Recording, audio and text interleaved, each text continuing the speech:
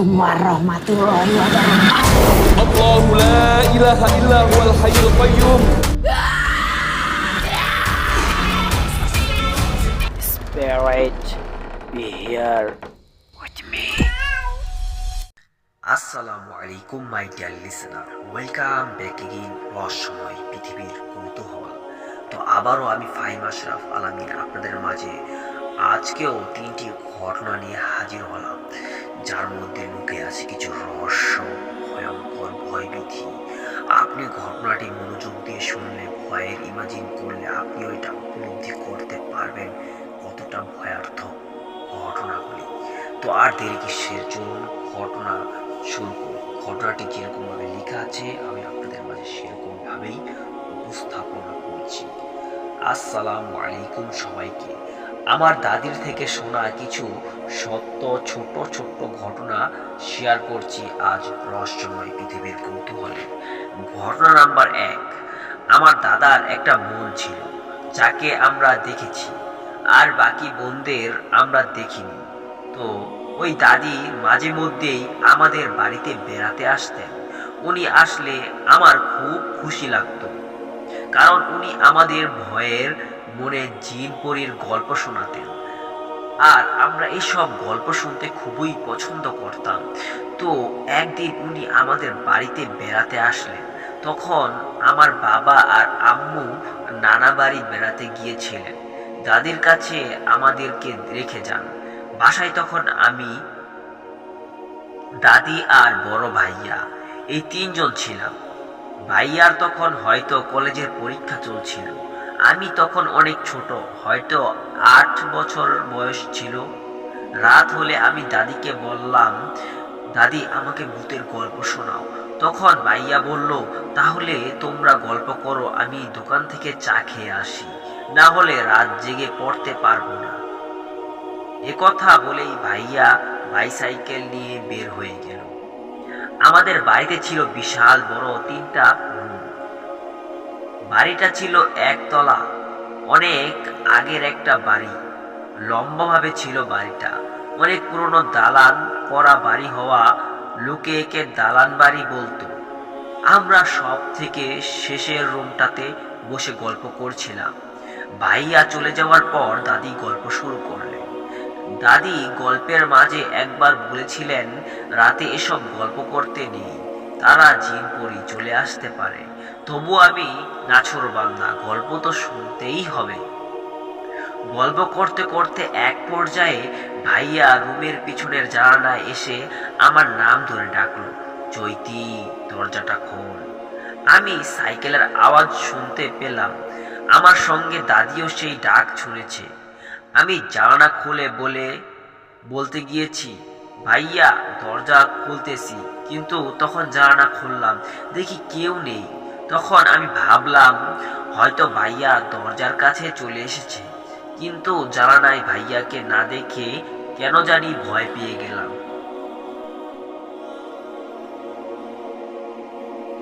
বলে রাখা ভালো, আমাদের সেই রুমের পিছনে একটা পরিত্যক্ত বাড়ি ছিল, যেখানে প্রায় সন্ধ্যার পর কান্নার আওয়াজ শোনা যেত।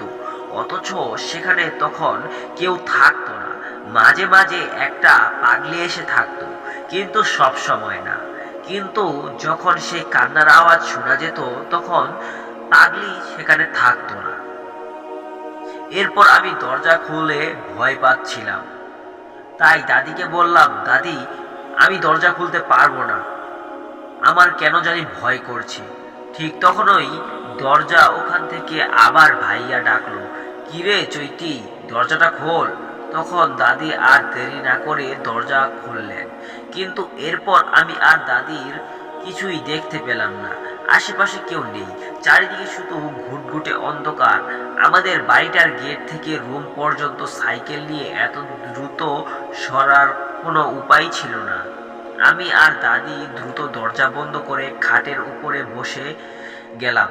দাদিও সেদিন ভয় পেয়েছিলেন, আর আমি তো প্রচন্ড ভয় পেয়ে গিয়েছিলাম। অনেক পরে ভাইয়া বাড়িতে এলো, এসে দরজায় বারবার ডাকলো। তারপর দাদি দরজা খুললেন। এরপর আমি আর দাদি ভাইয়াকে জিজ্ঞেস করলাম যে সে একটু আগে এসেছিল কিনা। ভাইয়া বলল, দাদি সত্যি বলছি, আমি তো আসি নাই, আমি তো এখনই আসলাম। এই ঘটনা আমার সাথে জীবনে ওই একবারই ঘটেছিল। এখনো মনে পড়লে ভয় করে আর ভাবনায় চলে যায় সেই দিন। ওইটা কি ছিল যে আমার নাম ধরে ডাকলো? ওই দিন দাদি আমাকে রাগ করে বলেছিল যে তোকে বারবার বললাম রাতে এইসব গল্প করতে হয় না, তুই শুনলি না। এইবার দেখলি তো তারা সত্যিই আসলো। ঘটনা নাম্বার 2, আমার ওই দাদির বিয়ে হয়েছিল অনেক ছোট বয়সে। আগেরকার মানুষেরা যেমন হতো আর কি।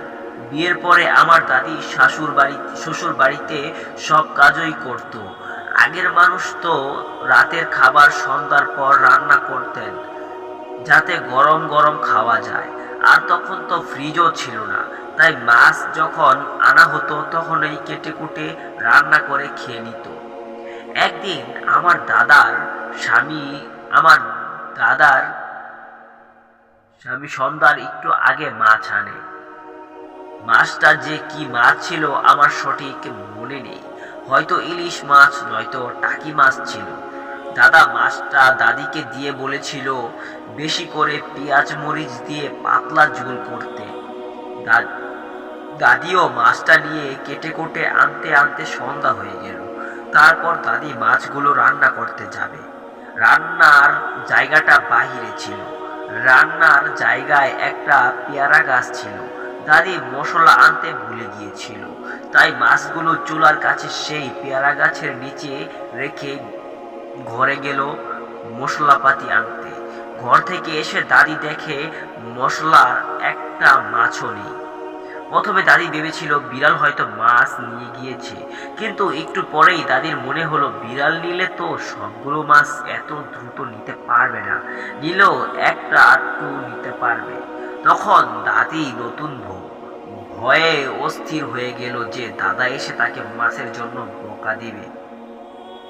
তারপর দাদি কান্না শুরু করলো।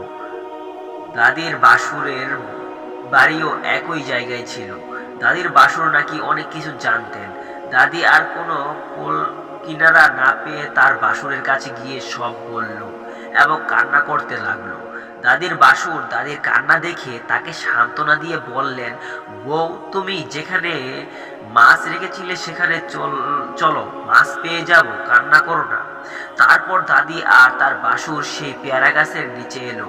এসে দাদির বাসুর কিছু দোয়া কালাম পড়লেন এবং পেয়ারা গাছের দিকে তাকিয়ে বললেন, এই তোদের এত বড় সাহস, তোরা আমার বাড়ির বউয়ের মাছ নিয়ে গিয়েছিস, এক্ষুনি মাছ সব দিয়ে যাবি। বউটাকে ভয়ে কাঁদাইছিস, যদি মাছ এক্ষুনি না দিস তাহলে খুব খারাপ হবে কিন্তু। এই কথা বলার পরই নাকি সেই পেয়ারা গাছের মাথা থেকে টপ টপ করে একে একে 9 পিস মাছ পড়লো নিচে। তারপর দাদির বাসুর দাদিকে মাছগুলো কুড়িয়ে নিতে বললেন এবং চলে গেলেন। দাদি সেই মাছগুলো কুড়িয়ে নিয়ে আবার ভালো করে ধুয়ে রান্না করলেন। সবাই মিলে খেয়েছে, কোনো ক্ষতি হয়নি। ওই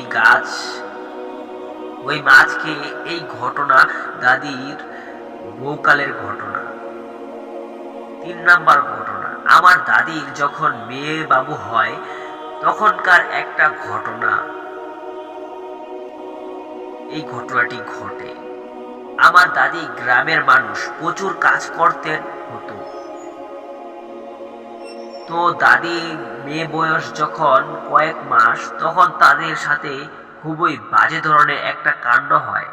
দাদি মেয়েকে গোসল করিয়ে শরীরে তেল দিয়ে রোদে শোয়াবে। তখন ছিল শীতকাল। দাদিদের কাঁচা বাড়ি ছিল, মানে মাটি আর টিনের। বারান্দায় রোদ আসতো, তাই দাদি বাবুকে বারান্দায় শুয়ে দিয়ে নিজের কাজে ব্যস্ত হয়ে পড়েন। রান্না বান্না আর অনেক কাজ। তো কাজের ব্যস্ততায় দাদি আর বাবুকে দেখতে আসেনি।